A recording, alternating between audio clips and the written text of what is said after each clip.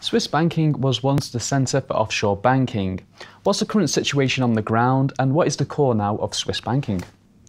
Well, the industry has certainly gone through kind of a long period of soul searching and looking for a new identity after Secrecy now is no more.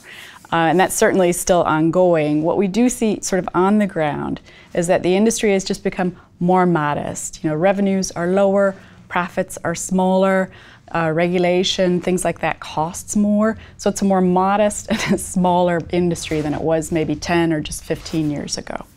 So the end of banking secrecy, is that a death to the industry? It was certainly a huge setback for Switzerland, but I think they have a plan and they're managing to adjust to this kind of what they call a post-secrecy reality. And in fact, it's actually not just the end of banking secrecy. There's a couple other really quite hefty factors that are playing into it, and a big one is digitization. So you see a lot of new emergence in the private banking market, and they can do what private banks have been doing for years, but they can do it quicker and more cheaply. So that's a big threat to the industry. And you're also seeing just the plain effects of globalization. You know, the rise of the global citizen who maybe doesn't live in Switzerland, maybe doesn't want his money managed only in Switzerland, but has interests in other countries like the UK, maybe his kids are being educated in Singapore. So Switzerland really needs to adjust, and the banks need to adjust to that reality of the more global citizen as a client.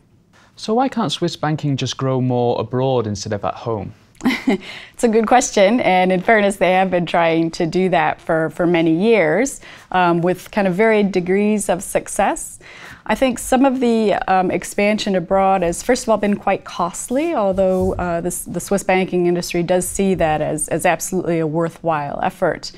Also, it's not been without kind of certain troubles. You know, in this rise of transparency, we're seeing things like tax amnesties and you know, foreign authorities wanting this confidential data in other places as well. So that's quite a real threat to any private banking industry anywhere.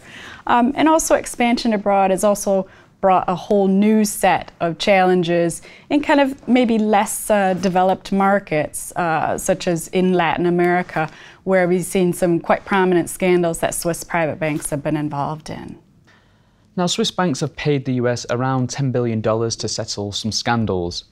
Is the wave of penalties over? Well, the 10 billion figure was obviously attached to the big US tax case, which was a really huge landmark case in the industry. I would say, yes, that was a huge one. I wouldn't say that it's quite over.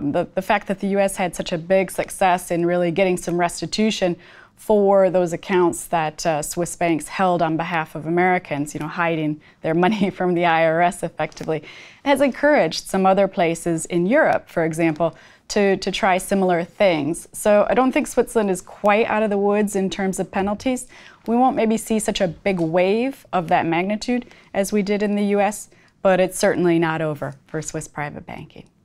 Now, when I think of Swiss private banking, I associate it with the luxury life living. Is the good life finally over for private bankers? I don't know. It's certainly got a little bit tougher. I don't know if the good life is over. I think the job has also evolved very much. If you used to be more of a portfolio advisor, maybe in your strictest form a stock picker, which was really sort of numbers crunching, you know, looking at valuations and things like that. I think now you need to be a lot more of a holistic advisor, and you need to think about the client in terms of his family, his dreams, his aspirations, and his plans. And then figure out where his finances fit into that, and then ultimately, what is a private banker that you can do for him or her? And that also has a lot to do with, for example, lifestyle choices. We've seen a lot more awareness, for example, about gender diversity in private banking. So, for example, catering to women, who of course are half of the world's population, or to, for example, the LGBT community. These are all things where the job is very much changing. Well, thank you so much, Katharina and Bart, for joining me in the studio today. It's been an absolute pleasure. Thank you, guys. And thank you at home for watching. Don't forget to click back to Dukascopy TV for more interviews like this.